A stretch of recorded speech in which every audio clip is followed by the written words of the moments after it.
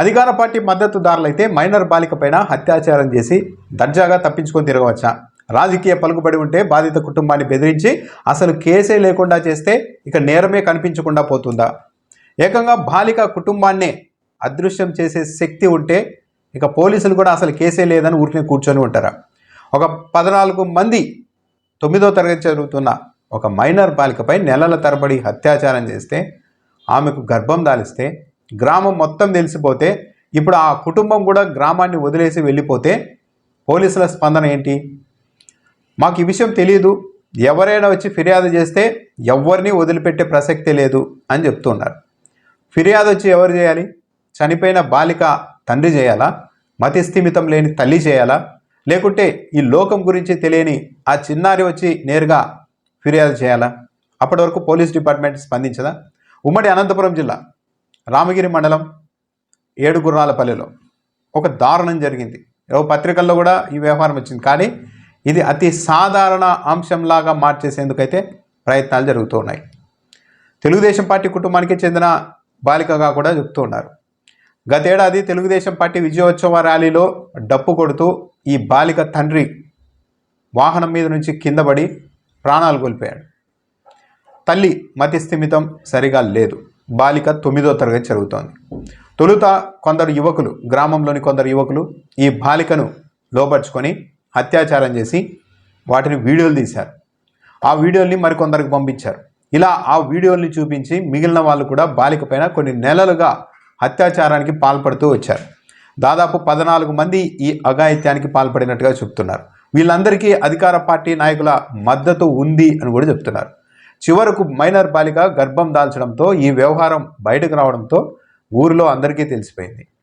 దాంతో గురువారం మధ్యాహ్నం నుంచి బాధితురాలు, ఆ బాలిక, ఆమె తల్లి గ్రామాన్ని వదిలేసి వెళ్ళిపోయారు. ఈ అఘాయిత్యానికి పాల్పడినట్టు చెప్తున్న ఆ 14 మందిలో కొంతమంది కూడా పరారీలోనికి వెళ్ళిపోయారు. అసలు ఇప్పుడు ఈ బాలిక, ఆమె తల్లి ఎక్కడ ఉన్నారు అన్న దానిపైన కూడా పెద్ద చర్చ నడుస్తోంది. స్థానిక సిఐ చెప్తున్నారు శ్రీధర్, ఈ విషయం తమ దృష్టికి రాగానే మేము అక్కడ గ్రామానికి పోలీసులను వెళ్ళి పంపించాము. కానీ బాధితురాలి కుటుంబం ఇంటికి తాళం వేసి ఉంది అని సిఐ చెప్తున్నారు. ఫిర్యాదు వస్తే చర్యలు తీసుకుంటాం, ఎంతటి పెద్దవాళ్ళున్నా వదిలిపెట్టే ప్రసక్తి లేదని చెప్తున్నారు.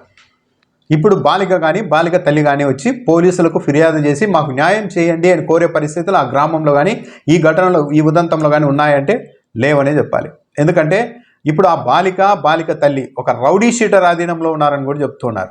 ఆ బాలికకు అబార్షన్ చేయిస్తే ఇక నేరమే ఉండదు, ఈ కేసే ఉండదు అన్న ఉద్దేశంతో బలవంతంగా బాలికకు అబార్షన్ చేయించే పనిలో కూడా కొందరు ఉన్నారని కూడా పత్రికల్లో వార్తలు వచ్చాయి. ఆ 14 మంది అఘాయిత్యానికి పాల్పడిన ఆ 14 మందిలో కొందరి పేర్లను కూడా డైరెక్ట్గా ఈరోజు పత్రికల్లో ప్రచురించారు. సరే, ఈ ఘటన జరగలేదు అని ప్రభుత్వం తరఫున ఎవరైనా బుకాయించాలనుకుంటారేమో, కానీ ఆంధ్రజ్యోతిలో కూడా చాలా చిన్న వార్తగా ఇచ్చినప్పటికీ కూడా ఈ గ్రామంలో ఇలాంటి ఘటన జరిగింది అని ఆంధ్రజ్యోతి పత్రిక కూడా రాసింది. కొన్ని నెలలుగా కొంతమంది అంతా ఈ అమ్మాయి పైన అఘాయిత్యానికి పాల్పడుతూ ఇప్పుడు గర్భం దాల్చేసరికి మాకు సంబంధం లేదు అని అందరూ తప్పించుకుంటున్నారని ఆంధ్రజ్యోతి పత్రికలో కూడా రాశారు. మరి ఇప్పుడు ఫిర్యాదు ఎవరు చేయాలి? బాలిక తల్లి కానీ బాలిక కానీ వచ్చి ఫిర్యాదు చేసే పరిస్థితులు లేవు. ఎందుకంటే ఆ స్థితే ఉంటే వాళ్ళు నిన్ననే చెప్పి ఉండేవాళ్ళు. కానీ గ్రామం వదిలేసి వెళ్ళిపోయారంటే, ఒక రౌడీ షీటర్ ఆధీనంలో ఉన్నారని వార్తలు వస్తున్నాయంటే వాళ్ళు ఫిర్యాదు చేసే శక్తి వాళ్ళకు లేదు. ఇప్పుడు పోలీసులే సుమోటోగా ఈ వ్యవహారాన్ని విచారించాలి. కానీ పోలీసుల వ్యవహారం చూస్తుంటే మాకు ఫిర్యాదు రాలేదు, ఫిర్యాదు వస్తే చూస్తాం సంగతి అన్నట్టుగా మాట్లాడుతున్నారు స్థానిక సిఐ.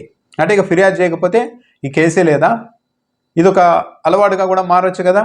ఇక దౌర్జన్యం, రాజకీయ పలుకుబడి ఉన్నవాళ్ళు, కండబలం ఉన్నవాళ్ళు, అర్ధబలం ఉన్నవాళ్ళు ఇలాంటి అఘాయిత్యాలకు కూడా పాల్పడేసి చివరకు బాధితుల్నే బెదిరించి బాధితుల్నే లేకుండా చేసేస్తే ఇక కేసులు ఉండవా?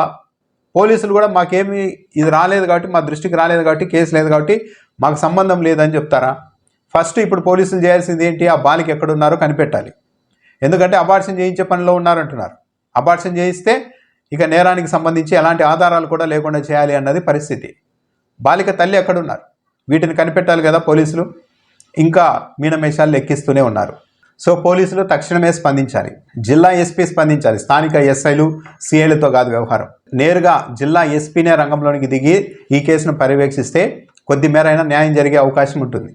లేకుంటే అబార్షన్ చేయించేసి ఆ బాధితులు బెదిరించేసి అసలు ఏమీ జరగలేదు అని వాళ్ళతో చూపించే పరిస్థితి వస్తే ఇక ఇలాంటివన్నీ మామూలుగా మారిపోతాయి. కాబట్టి ఫస్ట్ ఇప్పుడు బాలిక తల్లి ఎక్కడుంది అన్నది పోలీసులు తక్షణం తేల్చాలి. కానీ ఇప్పటికీ కూడా ఆ దిశగా ప్రయత్నాలు చేస్తూ ఉన్నట్టుగా లేదు. ఇదేదో ఒక రాజకీయ పార్టీ మద్దతుదారులను వీళ్ళే రాజకీయ పార్టీ వాళ్ళే రాజకీయ పార్టీ అని సంబంధించిన వ్యవహారం కాదు. ఒక మైనర్ బాలిక మీద 14 మంది నెలల తరబడి అఘాయిత్యానికి పాల్పడితే ఒక తండ్రి లేని బిడ్డని, మతిస్థిమితం లేని తల్లి ఉన్న ఒక బాలిక పైన ఇలాంటి దారుణానికి ఒడిగడితే పోలీసులు మాకు ఫిర్యాదు రాలేదు కాబట్టి మేమేమీ చేయలేకున్నాం, ఫిర్యాదు వస్తే అప్పుడు సంగతి తేలుస్తామన్నట్టుగా పోలీస్ స్టేషన్లో కూర్చుంటే ఇది సరైన పద్ధతి కాదు. దీంట్లో దర్యాప్తు చాలా గట్టిగా జరపాలి, ఉన్నతాధికారులు కూడా పర్యవేక్షించాలి. అసలు ఏం జరిగింది, ఎవరు వీళ్ళంతా అన్నది తేల్చాల్సిన అవసరం అయితే ఉంది.